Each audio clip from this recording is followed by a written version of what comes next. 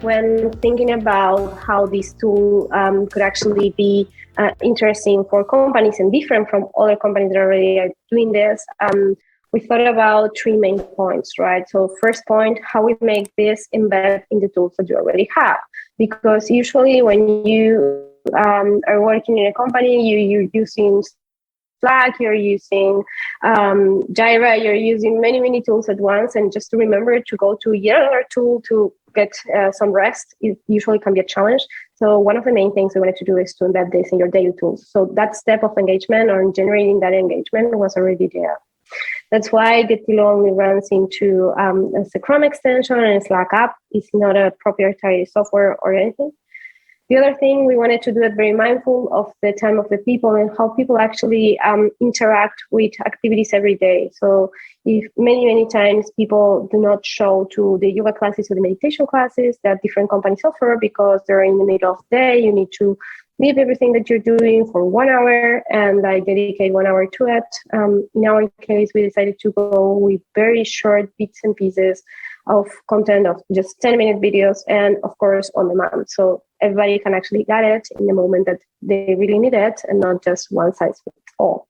The third part is we wanted to ensure that we learn from each interaction with the platform and we make our programs as customizable and personalized as possible. Therefore, we invented AI algorithms that understand everything that you did and propose new things based on what you like and how much time do you spend in the activity and so on and so forth.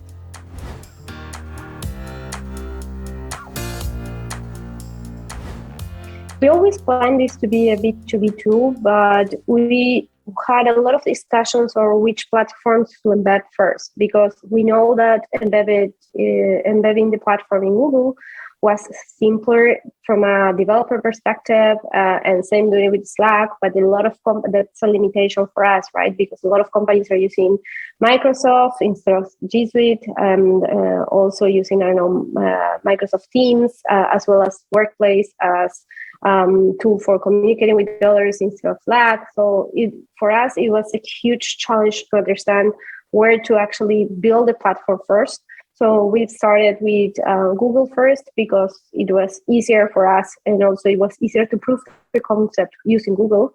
And then we moved to Slack. That it was the second level of complexity because you have different ways of programming that. And I think that was the main thing that we needed to think and decide on it.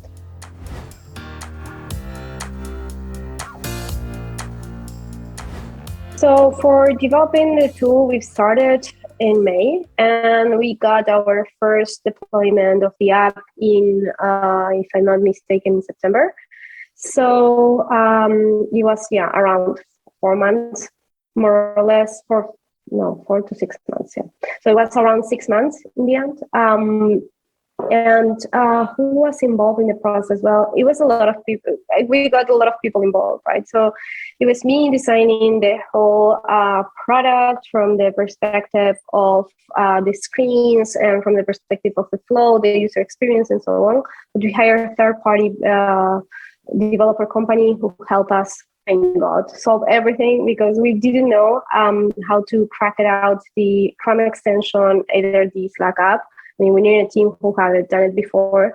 So for us, it was amazing, the idea to hire somebody who already went through that process with other companies. And we, in the end, had around 3 developers and 1 project manager and me as product. And we have 2 data engineers who crack it all out.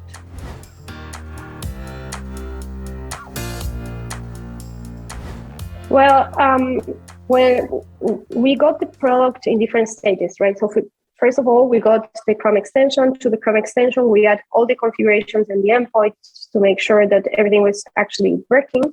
And we needed to connect all that, right? So when we started creating all the data points and the endpoints for the connections, we realized that some of these scenarios weren't covered in when we thought in the very beginning, right? For instance, I don't know, if I don't want to book my lunch, but I do want to have sessions in that schedule, how that would work. So we really needed to go over some of these scenarios in the very beginning. It was very funny. And it took us some more time to actually ensure that everything was actually working in the way we wanted. But I think that was the most surprising thing, right? Because you imagine the whole journey in your head, and then you start use it, you give it to different people to use it. And of course, different people have different views on how the product should actually work and on how the flows should actually work. So adding into that, we changed a little bit the flows and we changed a little bit the data, the endpoints, to make sure that it was the most comprehensive for any user.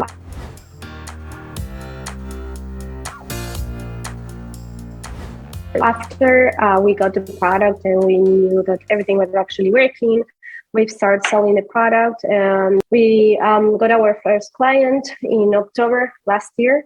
And they onboarded 150 people into the platform, and it was super cool. So we started to see how this was actually growing and scaling. And in this part of actually looking for new clients, I found out somebody who was interested in acquiring the whole company. So to be honest, it was a new experience for me. It was just getting started, but of course the offers was super good. So what in the end decided to do is to sell the company, sell all the assets, and now the company is part of a bigger company that is TeamX, that is a huge community of developers.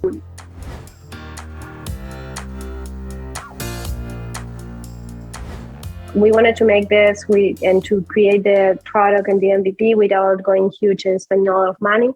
We only had one angel investor, and with that angel investor, we created the first product, the Chrome extension, and also we rely a lot on no-coding tools that already exist. For instance, I don't know, we embed the tool, but we use Typeform for all our reporting part, and we use Google Analytics to share the reports with the managers. And on top of that, we decided to use, Canva for creating templates and things that were already there. Everything was developed on our WordPress site using Elementor and other themes. In October last year, I joined also a program, an incubator, and I would totally recommend that if you're starting with a company. And because not only give you the money to actually ramp up your product and start putting your product into the market, but also give you the knowledge and the support that you need if you are doing this for the very first time, if you're a solo founder, as I was. It's very important to have that kind of support. So I joined a BIA incubator program that is from the city of Berlin, because the company was actually founded in Berlin.